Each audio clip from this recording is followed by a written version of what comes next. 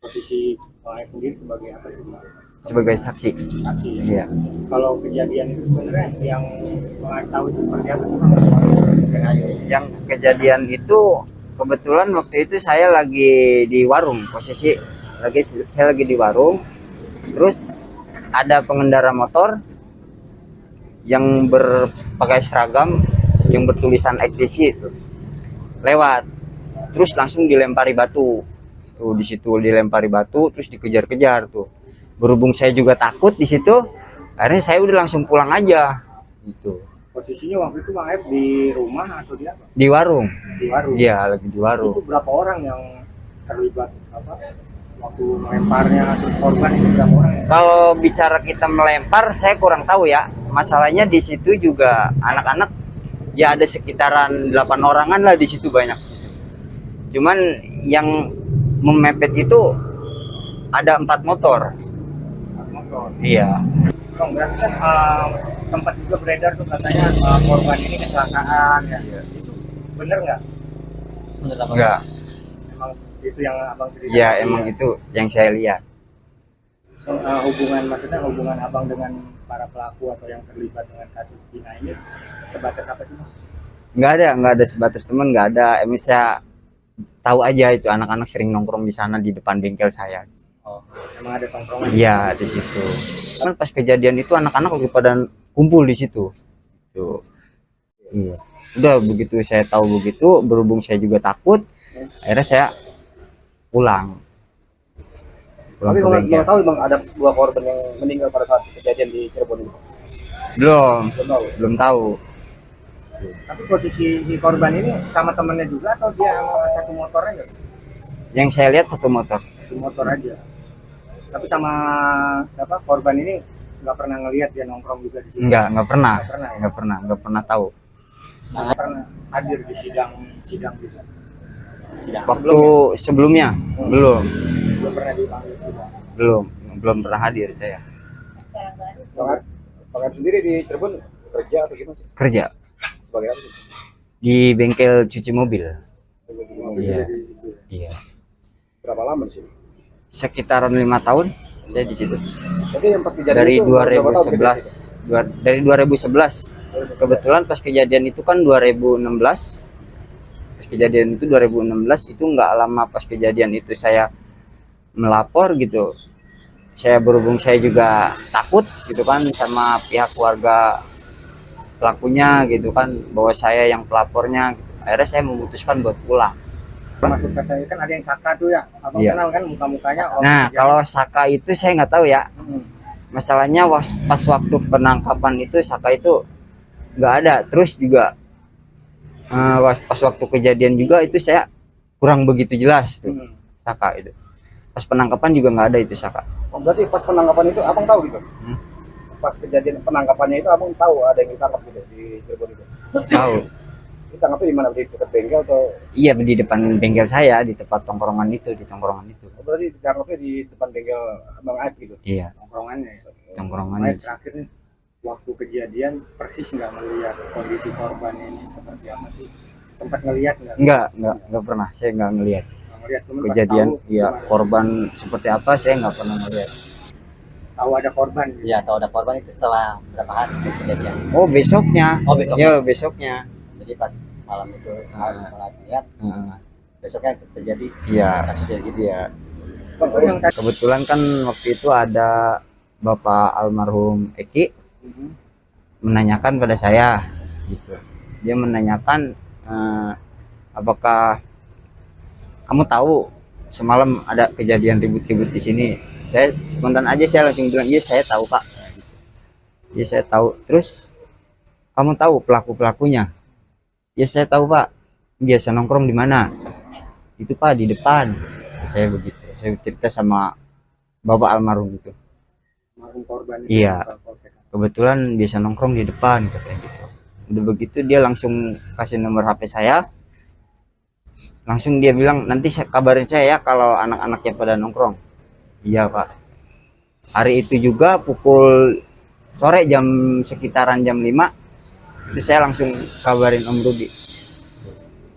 Nggak lama ditangkap gitu ya? Habis itu. Iya.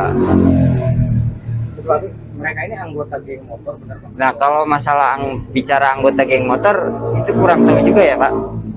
Kalau bicara anggota geng motor Cuma saya mereka nggak, kumpul aja gitu. ya cuma mereka sering kumpul aja di Waktu 2016 itu posisi keadaan lokasi jalan ini sepi mas, nggak kayak ini sekarang ini ramai, ini sepi itu. Warung adanya di perapatan Man Madura itu. Kalau yang lainnya ada Pak Rewe paling jam 7, jam 8 malam udah tutup. Nah, lokasi depan bengkelnya pencucian AF itu nggak ada warung sama sekali. Nggak ada warung rokok ya? Iya, nggak Dan nggak ada. buka sampai malam ya? Nggak ada, bukannya nggak buka, di sini nggak ada. Pak, kalau sama pelaku kenal nggak? Beberapa sama Kalau sama pelaku kenal sebagian. Pelaku kenal sebagian. mereka. Nah, kalau yang pelaku itu Hadi, Eko, sama Saka, Dirman, 4 saya. Mereka itu geng motor atau? Oh bukan, itu bukan geng motor. Itu kuli bangunan. Dia itu kalau ada yang ngajak kerja. Oke. Katanya mereka sering nongkrong di depan sini Pak. Kalau sering nongkrong ya hanya sekedar mungkin namanya pekerja bangunan, dia kumpul di sini nongkrong gitaran biasa, godain cewek apa gitu ya, maaf ini ya, Kenakalan lah biasa iya, gitu ya Pak. namanya anak muda godain cewek, wiu gitu kan. Nah di situ masalah nongkrong, cuman ini dia yang pelaku ini, maaf ya, saya kasih penjelasan. Yang namanya sebelum kejadian, yang namanya Eko sama Hadi, malam apanya saya nggak tahu. Cuman saya lagi ngobrol sama adik saya 2 orang. Dia datang, Eko sama Hadi itu datang, dia terus ngomong, "Ang, saya pengen grebek orang."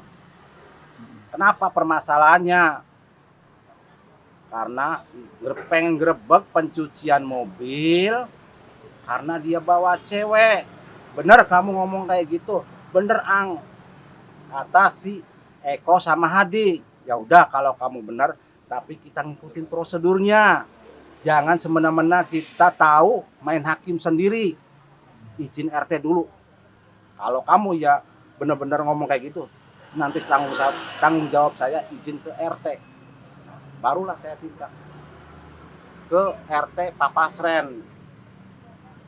Waktu itu penggerebekan, nah Papasren, saya ngomong sama Papasren, Papasren tindak, ayo ikut, yang ikut menggerebek. Eko, saya, adik ipar saya 2, saya sama Pak RT 6 orang dulu itu. Nah, barulah berjalan ke depan bengkel, diketok-ketok. Tuh. Mas, enggak keluar-keluar. Sampai nunggu lama, mungkin ya namanya anak muda, agak kasar pengetokannya itu, duk. Sampai Pak RT yang ngomong, setelah dibuka, ada yang menanyakan, "Mas, bener kamu bawa cewek di sini?" "Enggak," katanya, "enggak ada. Sok aja lihat aja, enggak ada." Nah, kan pemuda, khususnya masyarakat yang di wilayah sini masih nggak percaya. Barulah dia menggeledah, akhirnya itu ada perempuan 2 di kamar mandi. Tuh, barulah emosi. Ya maaf ya, namanya emosi nggak bisa spontan. Ada yang melemparkan kursi, pokoknya ada yang apa nggak tahu. Cuma saya udah jangan main kekerasan, udah jangan, panggil Pak RT kata sayanya. Panggil Pak RW, kontak Pak RW, datang Pak RW Yitno. Tuh, saya terus sampai bahkan warga sini ngomong, "Kamu orang andon usaha, berani-beraninya kamu pengen mencemarkan, menjelekkan warga di sini. Sedangkan warga di sini aja nggak begitu." Emang nggak ada respon, maksudnya nggak ada tindakan apa ya dari AF sama itu, mungkin bersalah apa ya, nggak ada respon apa Diem aja intinya. diem aja karena ngerasa ada bukti ceweknya itu, barulah. Nah sempat RW itu ngomong, ya kalau sumpah pakai kekerasan saya nggak tanggung jawab, baru itu diem semua warga itu dari omongan Pak RW itu. Usut punya usut, udah lama-lama udah beres. Pokoknya warga di sini jangan sekali-kali lagi kamu bawa cewek. Nanti saya ingatkan lagi, jangan sekali-kali. Tapi penggerebekan itu banyak Pak yang tahu Pak. Banyak Nggak ada malam. Yang tahu ya pokoknya itu yang terakhir itu Pak RW. Jadi ada 6 orang waktu kita penggerebekan. Saya, Adi, Eko, adik ipar saya 2, sama Pak RT. Itu juga Pak RT yang maju duluan, itu yang ketok-ketok. Mungkin waktu itu memanas, sampai sama saya ngomong sama rekan-rekan, udah panggil Pak Yitno aja, Pak RW suruh ke sini, biar tahu ini pendatang berani-beraninya ibaratnya pengen berulah di sini. Pak, penggerebekan itu ingat nggak di tanggal berapa? Saya nggak ingat. Tapi sebelum atau setelah Eko sama Hadi ditangkap? Sebelum ditangkap. Ya kalau bulan, nah Masuk bulan Agustus. bulan Karena dekat Agustus itu. dari peristiwa penangkapan itu ya Pak. Kalau penangkapan apanya? Eko sama Hadi ini kan ditangkap Eko sama Hadi. Ya deket. Ini kan depannya. Ini kan makanya. Waktunya. Oh, selang berapa hari itu? Selang Hmm. berapa hari?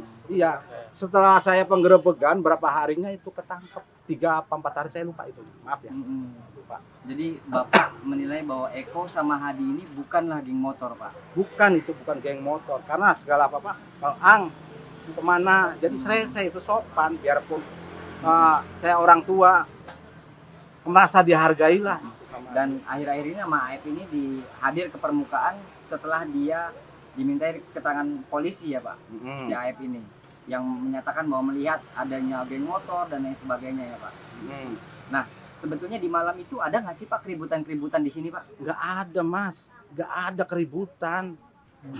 Nggak ada geng motor. Kalau di sini sebenarnya nggak ada keributan, di sini aman-aman aja Mas, nggak ada permasalahan, nggak ada. Nggak ada tudingan di belakang showroom, ada mohon maaf ruda paksa terhadap Vina, pembunuhan terhadap Eki dan lain sebagainya. Ada nggak Pak di waktu itu ada rame-rame begitu, ngedengar nggak sih? Nggak ada. Kalau semua ada keributan paling masyarakat sini RT RW lapor RT RW dulu, nanti yang tindak RT RW. Nanti yang menangani atau sepengetahuan saya selama di sini kayak gitu. Boleh saya minum? Bapak nama lengkapnya? Nama lengkap Samsuri.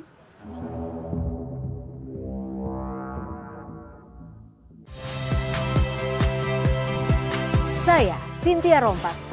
Saksikan program-program Kompas TV melalui siaran digital, pay TV, dan media streaming lainnya. Kompas TV, independen, terpercaya.